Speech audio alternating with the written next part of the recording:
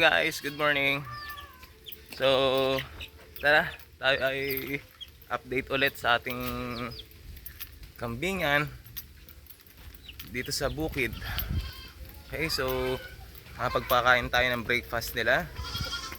And then nakapaglinis tayo ng bahay, nakapagpainom na.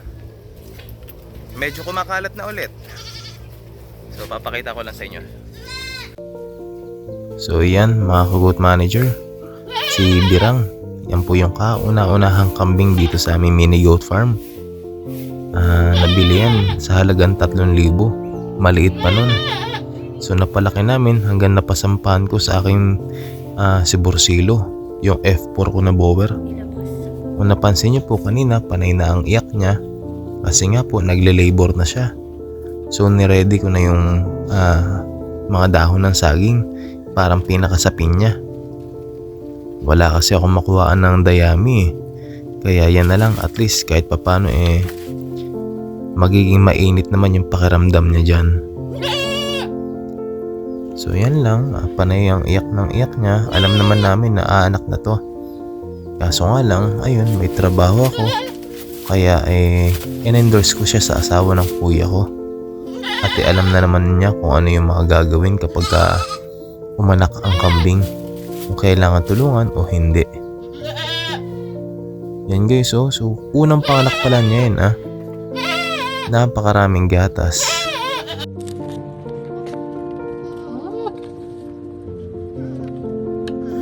So yan guys, kung mapapansin nyo, labas na yung paa niya.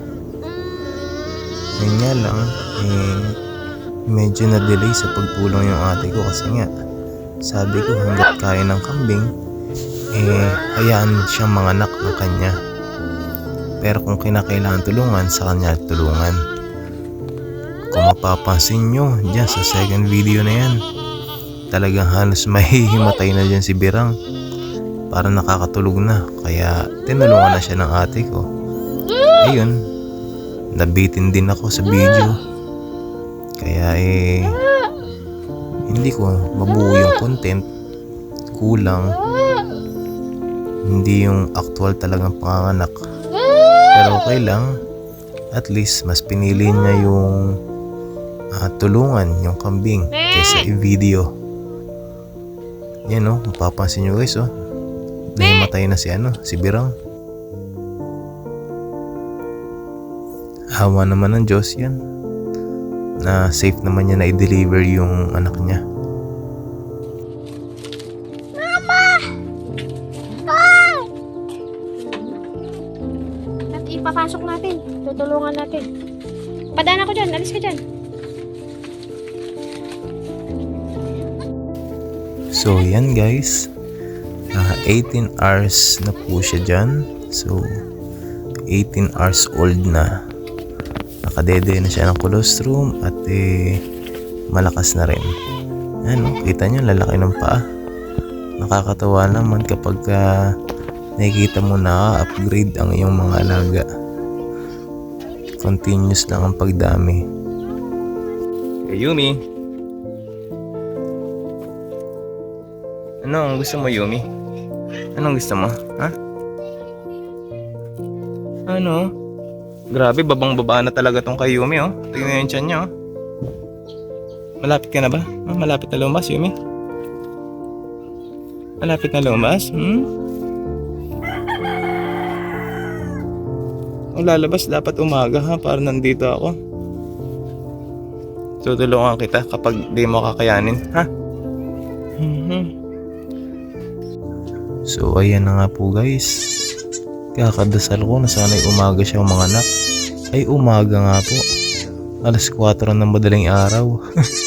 Buti na lang talaga, madaling araw din gumigising yung kuya ko at saka asawa niya kasi meron silang estudyante. Di yun, napaanak din naman nila. Ayun nga lang, walang ilaw dahil yung solar light po is inaabot lang siya hanggang 3:00. Dahil 100 watts lang po yun. So dapat pala meron din kaming naka-ready na another ilaw pag gantong nagkataong madaling araw umanak ang kambing. Actually, inaasahan ko isa lang anak nito ni Yumi kasi medyo payat, medyo slim. Pero siya pa talaga yung dalawa yung inanak niya.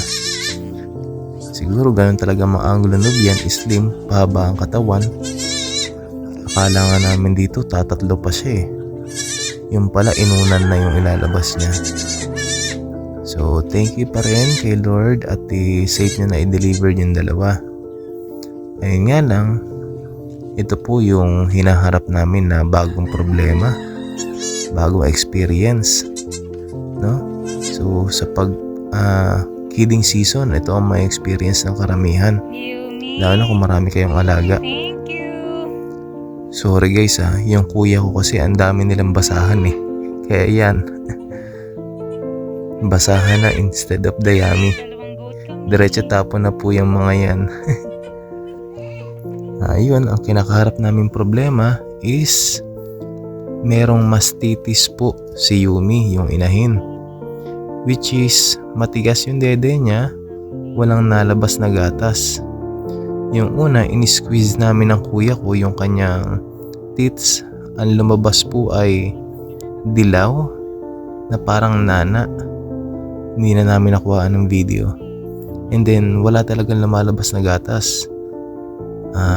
Parang pumipiglas si Yumi, nasasaktan siya. Kaya no choice ako. Ang ginawa ko, pinadede ko siya kay Birang. Kasi importante pa rin yung gatas ng ina. And then yun, no choice ako kundi mag-supply ng gatas. Pero ito po is gatas pang kambing talaga. Mahirap kasi pag ginamit mo yung mga bird brand lang. Awa naman ng Diyos. After one day, yan, nakapagpag-dede na rin si Yumi.